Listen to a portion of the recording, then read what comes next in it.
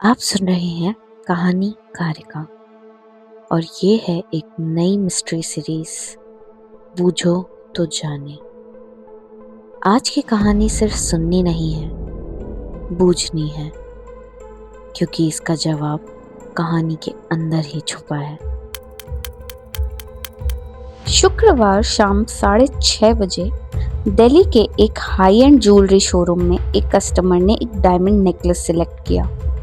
Necklace की कीमत थी 18 लाख रुपए। कस्टमर ने पेमेंट करने से पहले अपनी वाइफ से फोन पर बात करने के लिए थोड़ी देर का वक्त मांगा।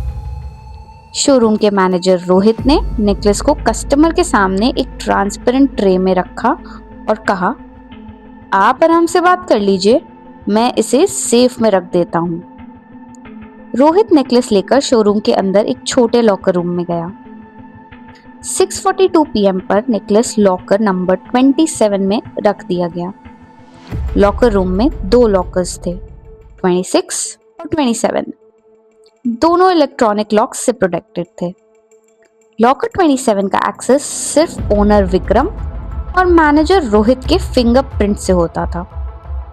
कस्टमर 6:50 पर वापस आ गया, लेकिन तब तक शोरूम में एक छोटी सी प्रॉब्लम हो चुकी थी। लॉकर नंबर 27 खुल ही नहीं रहा था। विक्रम ने अपना फिंगरप्रिंट ट्राई किया, लॉकर नहीं खुला। रोहित ने ट्राई किया, लॉकर नहीं खुला। सिस्टम पर मैसेज आ रहा था, एक्सेस डिनाइड। टेक्नीशियन को बुलाया गया।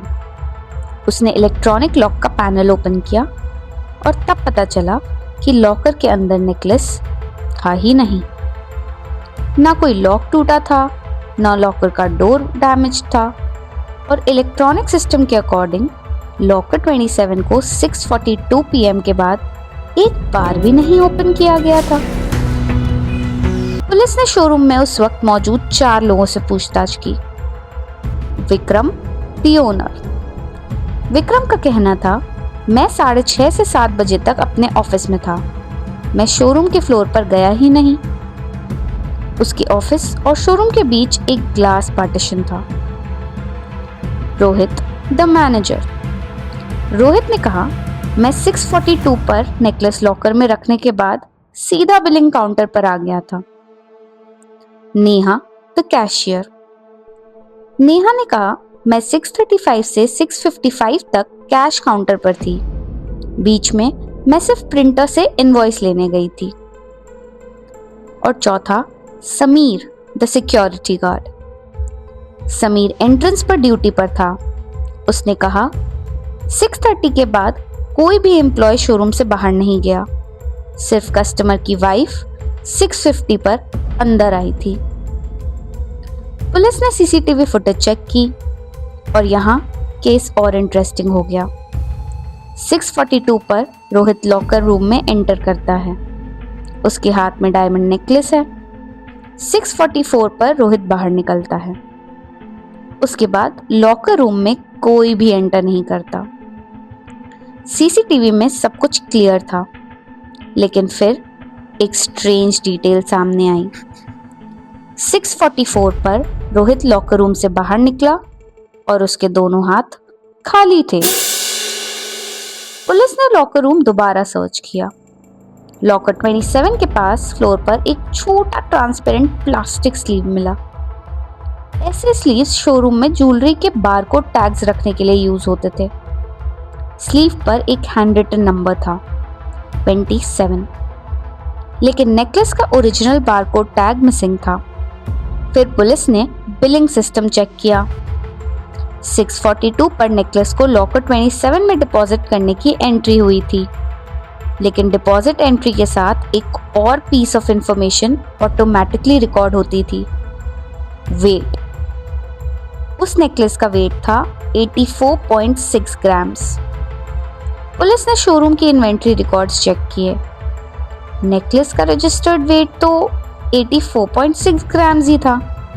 सब कुछ मैच कर रहा था, लेकिन टेक्नीशियन ने इलेक्ट्रॉनिक लॉक की मेमोरी रिकवर करते हुए एक अनयूजुअल एंट्री देखी। 6:42 lock closed 84.6 grams. 6:43 wait change detected. 643 पर लॉकर का वेट था 12.4 ग्राम्स। 644 पर लॉक क्लोज हुआ। पुलिस हैरान थी कि अगर लॉकर 642 पर लॉक हो गया था तो 643 पर उसके अंदर का वेट अपने आप चेंज कैसे हो गया, और सबसे इंपॉर्टेंट 12.4 ग्राम्स का था क्या। पुलिस ने शोरूम के सारे रिकॉर्ड्स चेक किए। उस दिन एक और डायमंड ज्वेलरी आइटम का वेट था 12.4 ग्राम्स। वो था एक डायमंड ब्रेसलेट। अब केस आपके सामने है। नेकलेस लॉकर में गया, लॉकर ओपन नहीं हुआ। किसी ने लॉकर को 642 के बाद फिजिकली ओपन भी नहीं किया। फिर भी लॉकर के अंदर का वेट 84.6 से 12.4 ग्राम्स हो गया और 12.4 ग्राम्स का ब्रेसलेट उसी शोरूम में अभी भी मौजूद था। आखिर नेकलेस गायब हुआ कैसे और किया किसने? ध्यान से सोचिए। पार्ट 1 में सारे क्लूज हैं। कोई सीक्रेट सीसीटीवी फुटेज नहीं, कोई हिडन फुटप्रिंट रिकॉर्ड नहीं, कोई नया विटनेस नहीं। जो सुन लिया है उसी से केस सॉल्व करना है। अब बूझो तो जाने। अब फैसला आपका है। दोबारा सुनो, क्लूज जोड़ो और बूझो तो जाने। मिलते हैं अगले हफ्ते इस सवाल के जवाब के साथ। तब तक के लिए like, share and subscribe to कहानीकारिका।